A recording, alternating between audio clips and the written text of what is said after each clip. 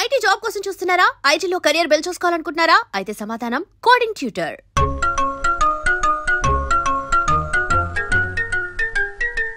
విక్రాంత్ గారు room number ఎంతండి? ఆయన 2 రూములు తీసుకున్నారు సార్. ఏ రూమ్ లో ఉన్నారండి? సారీ సార్, మాకు తెలియదు. తెలుగు ఆ మాత్రం తెలీదా? పైగా సూట్ ఒకటి. సార్ రామకోటి నువ్వేంటి ఇక్కడ? అర్చనమ్మ గారు బతిగా ఉన్నారండి. ఇప్పుడే వచ్చింది. కలిసారా?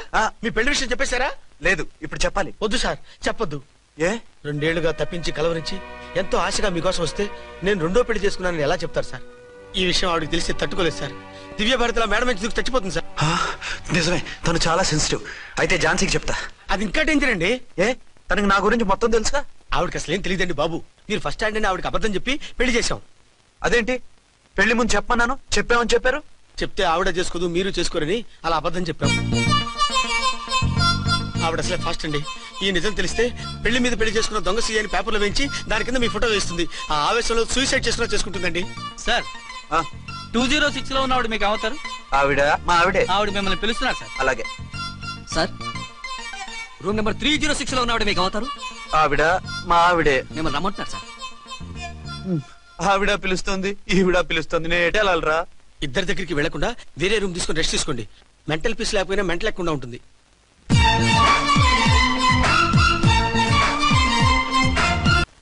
నేను ఇప్పుడు ఏం చేయాలరా? కాళ్ళు చేతులు ఆటలేదు, దడొచ్చేస్తుంది. మీరు అదృష్టవంతులు. నా కళ్ళు ముక్కు చెవులకు కూడా దడొచ్చేస్తుంది. సార్, మీకు ఎన్నిసార్లు చెప్పాలి? మీ బిడ్డ తల్లి గారు రమ్మంటున్నారు. సరే వస్తున్నాను పద. సార్, మూన్ వెళ్ళిపోయి సన్ వచ్చేసేలా ఉందంట సార్. మీ హనీమూన్ వైఫ్ గారు మిమ్మల్ని పిలుస్తున్నారు.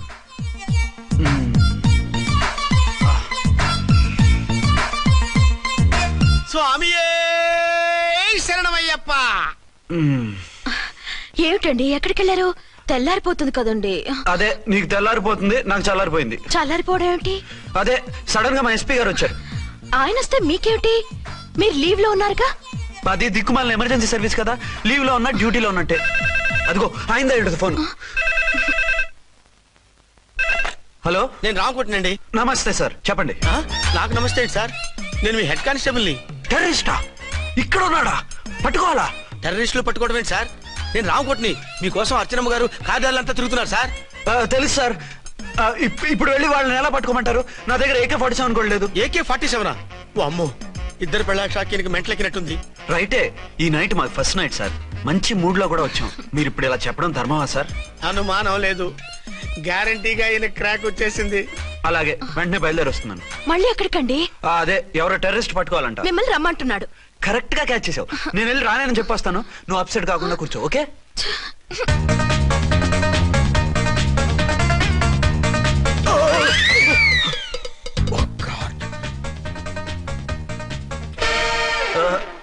ఏంటండి ఇది? ఏంటి? 2 సంవత్సరాల తర్వాత ఎంతో ఆశగా వస్తే 2 నిమిషాలైనా నాతో ఉండకుండా వెళ్ళిపోయారు. అదే మా ఎస్పీ గారు వచ్చారు. ఎవరు? షారుఖ్ ఖాన్ గారా?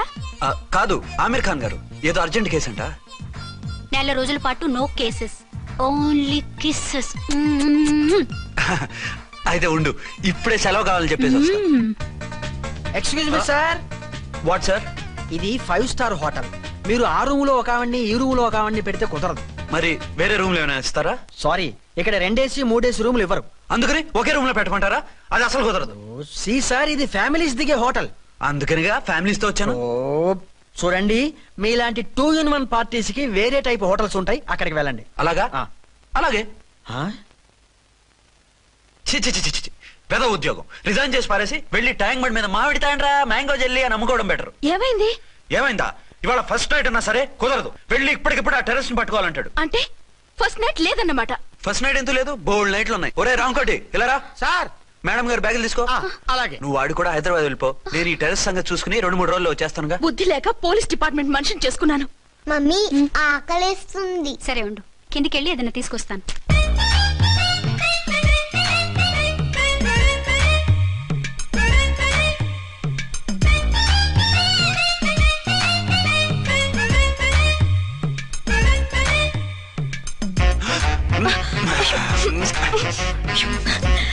సరే చాలే, వదిలే. కమాన్ యార్.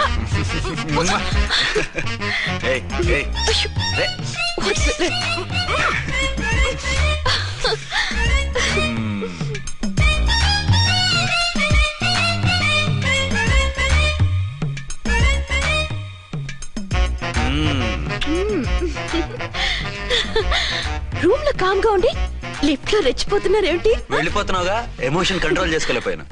అయితే ఉండిపోనా? అమ్మా వద్దు, వెళ్ళిపో. హలో హలో, మా రూమ్ ఖాళీ చేస్తున్నాం. ఏ రూము? ఏ రూమ్ ఏంటి? మా రూమే. మరి 206? 206 ఎవరిదండి? 206 మా ఎస్పీ గారిది. ఆ రూమ్ కూడా ఖాళీ చేస్తున్నాం. రండమ్మా, కార్ రెడీగా ఉంది. బయలుదేరు. త్వరగా వచ్చేయండి. బాయ్. అమ్మయ్యా, ఓ పని అయిపోయింది.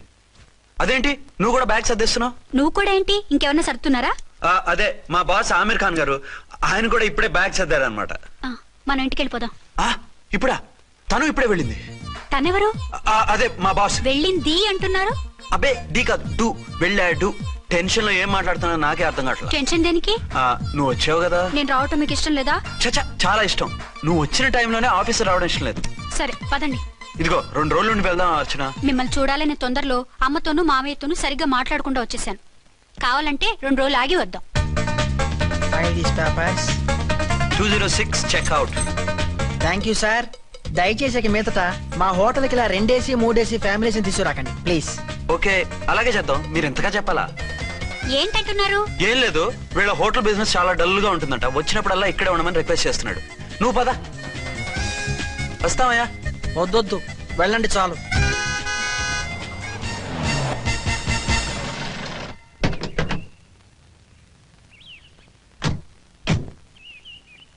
ఏంటలా సీరియస్ గా ఉన్నారు? కామెడీగా ఉండలేక. ఏమైంది? మాకేం కాలేదు, మీకే ఏమైనా? మాకేమవుతుంది? అదే మన ప్రయాణం గురించి వరి అవుతున్నట్టున్నారు కదా నాన్న? అవునా బాగారు రే అల్లుడు గారు, అప్పుడే వచ్చారేంటి? అర్జెంట్ పని ఉండి వచ్చేసాను. మరి మా అమ్మాయిది? మీ అమ్మాయ కాన్వెంట్కి వెళ్ళింది. కాన్వెంట్ కా? ఎందుకు? ఎందుకంటే చదువుకోవడానికి.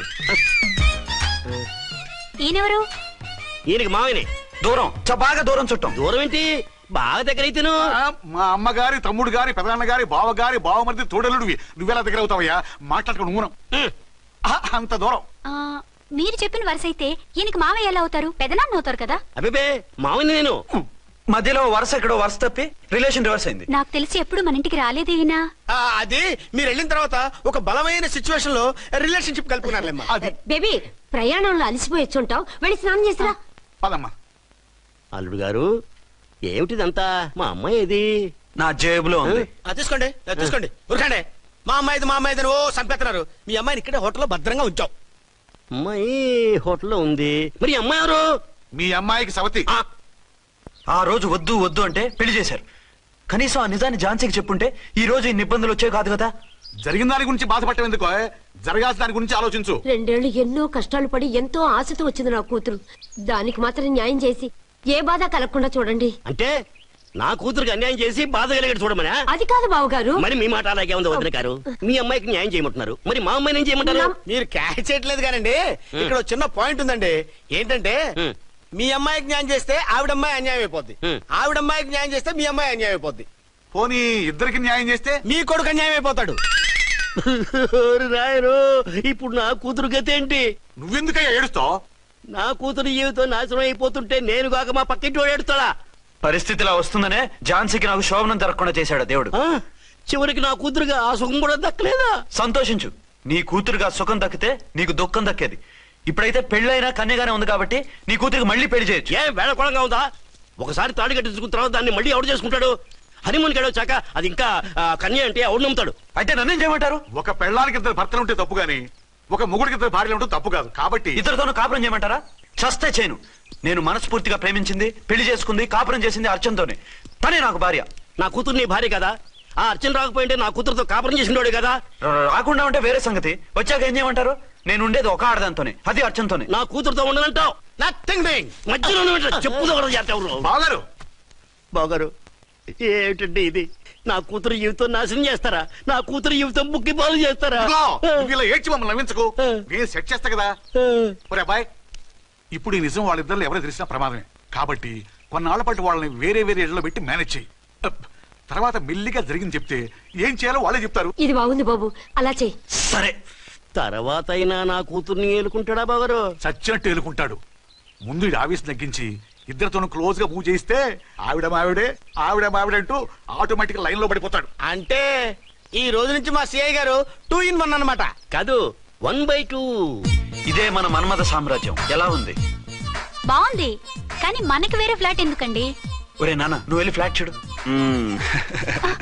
2 సంవత్సరాల తర్వాత మనం రొమాన్స్ రీఓపెనింగ్ చేస్తున్నాం కదా. కేకలో అవి పెడితే ముసలాళ్ళు కంగారు పడతారు. ఇక్కడైతే మనల్ని ఎవరు డిస్టర్బ్ చేయరు. అన్ని తొందర ఆలోచనలే. అన్నట్టు నేను ఇక్కడి నుంచి ఉద్యోగం చెయ్యను. ఏ? మీరు రాష్ట్రానికి సేవ చేసుకోండి, నేను మీ సేవ చేసుకుంటూ పాత బాకీలన్నీ తీర్చేసుకుంటాను. Okay okay. అమ్మయ్యా, ఒక బండిని ట్రాక్ మీద లాగేశాను. ఇక ఆవిడ సంగతి చూడాలి.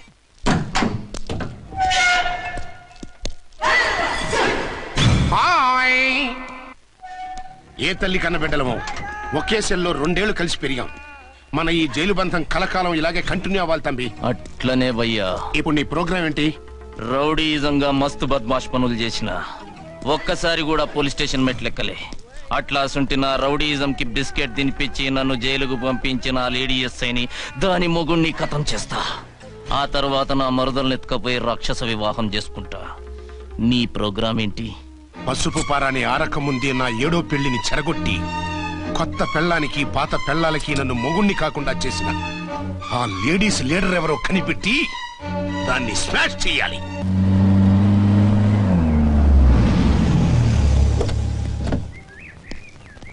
రామ్కోటి త్వరగా పెట్టించు, టైం అవుతోంది. ఝాన్సీ, ఏంటిది? షిఫ్టింగ్. షిఫ్టింగా? ఎందుకు? మన శోభన ఎందుకు కాలేదు? హనీమూన్ లో ఎస్పీ గారి ప్రాబ్లము, ఇక్కడేమో ముహూర్తం ప్రాబ్లము. ఆ ప్రాబ్లమ్స్ కి ప్రాబ్లమే వాస్తు. ఈ ఇల్లు వాస్తు ఏవి బాగోలేదంట. ఇక్కడుంటే ఈ జన్మలో శోభనం జరగదంట సిద్ధాంత్ గారు చెప్పారు. అందుకని వాస్తు బాగున్న మంచి ఫ్లాట్ చూసా. ఫ్లాటా? ఎక్కడ? దౌన్ కూడా కీర్తి అపార్ట్మెంట్స్. అదేనండి మన 1 టౌన్ ఫ్లాట్. ఓరి నాయనో, అక్కడ 1 టౌన్ ఫ్లాట్ ఏంటి? అదే మా 1 టౌన్ దగ్గర ఫ్లాట్స్. అంత చండాలమైన ఫ్లాట్స్ ఈ హైదరాబాద్ లో లేవు. పైగా ఆ ఏరియా చాలా బ్యాడ్. ఊరుకోండి, ఏరియా బ్రహ్మాండంగా ఉంటుంది. ఈ సిటీలో ద బెస్ట్ ఫ్లాట్స్ అవి. అది కాదు ఝాన్సీ, అక్కడ గొడవలు చాలా ఎక్కువ జరుగుతాయి. రౌడీలు కూడా ఎక్కువ. పోలీస్ ఆఫీసర్ అయ్యుండి రౌడీలకి భయపడతారేమిటి? ఆయన భయపడేది రౌడీలకు కాదు, పెళ్ళాలకి. పెళ్ళాలకా? అదే, పోలీసులు రౌడీలకు మొగులు కదా, అప్పుడు రౌడీలు పోలీసులు పెళ్ళాలిగా, అదన్నమాట. భలే కవర్ చేశారండి. కవర్ చేశారా? అదే క్లారిఫై చేశారనబోయి కవర్ చేశారన్నాడు. ఝాన్సీ, మనం వేరే ఏదైనా ఫ్లాట్ కి షిఫ్ట్ అవుదాం. నో, ఆ ఫ్లాట్ నాకు బాగా నచ్చింది. ఈ విషయంలో మీరు ఏం చెప్పినా నేను విన్ను. రండి. ఏంట్రా ఈ గొడవ? ఫ్లాట్స్ లో పెళ్ళాల ఫైట్, అపార్ట్మెంట్స్ లో క్లైమాక్స్ రండి. అసలు నువ్వు ఏదో చెప్పి ఆపపోయావు. అవును, ఈ పెద్ద వాళ్ళు ఎక్కడ చచ్చారు? అదివో అల్లదివో త్రివరివాసము 10,000 శేషుల పడగలమయము. అదివో స్వామి శరణమయ్యప్ప, స్వామి శరణం అయ్యప్ప శరణం, స్వామి శరణం అయ్యప్ప శరణం, స్వామి శరణం అయ్యప్ప శరణం. బుద్ధం శరణం గచ్చామి, ధర్మం శరణం గచ్చామి. ఆ గెటప్లేంటి, ఆ సాంగ్ ఏంటి? ఇక్కడే ఉండి మీ టెన్షన్లు చూస్తుంటే మాకు హార్ట్ అటాకులు వచ్చేట్టున్నాయి. అందుకని మేము కాశీయాత్రకు వెళ్తున్నాం. ఏమండి, వెళ్దామా? కాశీకా? కాదు, ఫ్లాట్ కి. ఇప్పుడు అర్జున్ దగ్గర ఝాన్సీని ఎలా తీసుకెళ్ళను, ఎలా మేనేజ్ చేయను? అది అర్థం కాకనే కదా ఈ తీర్థయాత్రల నిర్ణయం తీసుకుంది. వారిద్దరికి ఇద్దరి పెళ్లాల మీద వచ్చిన సినిమాలన్నీ చూపించు. కాంప్రమైజ్ అయ్యి కాపురం చేస్తే మాకు మెసేజ్ పంపించు, తీర్థయాత్రలు ముగించుకుని వచ్చేస్తాం. లేదంటే ఈయన కూడా గట్టెప్పేసుకుని అట్టే వచ్చేయమంటారా? అంతే కదా మరి. కాశీకి పోదాము రామా హరి, గంగ తీర్థము తెద్దాము రామా హరి, గంగ తీర్థము తెద్దాము. మా సిఐ గారిని ఇండియా పాకిస్తాన్ మధ్య కాశ్మీర్ లో వదిలేసి వెళ్ళిపోతారా సార్? ఇక తప్పేదే ఉంది. నడిపించు నానావా నడి సంద్రమున దేవా అని పాడుకుంటూ వెళ్ళిపోండి.